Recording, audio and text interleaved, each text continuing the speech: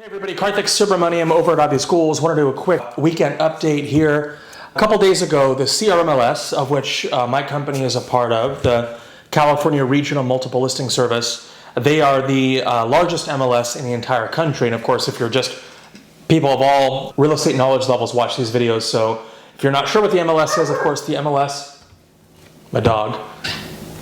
The MLS is a database of properties that are for sale, and it holds historical data, of course, so that's what the MLS is. Now, there was some talk about an industry-wide pause on days on market. So the number of days, that's a metric, of course, that people use when they look at, maybe what they should offer on a property or how long it's been on the market. Some guy's been trying to sell his house for, 3 months. Maybe I can lowball him. So that days on market metric is often used as a gauge of the health of the market and the velocity of deals and all that sort of thing.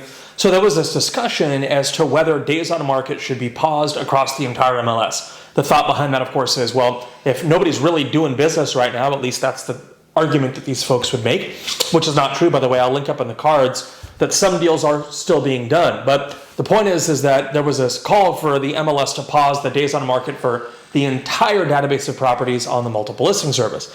And CRMLS is not doing that. The question is, well, and this memo just came out a couple days ago, it says, will CRMLS freeze days on market? The answer is no. The CRMLS Board of Directors has decided not to move forward with a freeze on days on market calculations.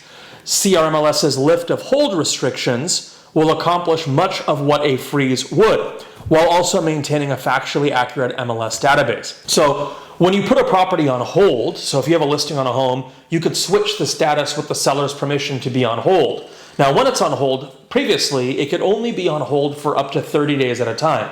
Now, the CRMLS has lifted that 30-day restriction, so you can keep a property on hold indefinitely in light of the coronavirus pandemic. So the thought in this memo, which I'll link in the description box below, the thought with this memo is that the days on market should be a true representation and true picture of, number one, the number of days the property was really on the market, A.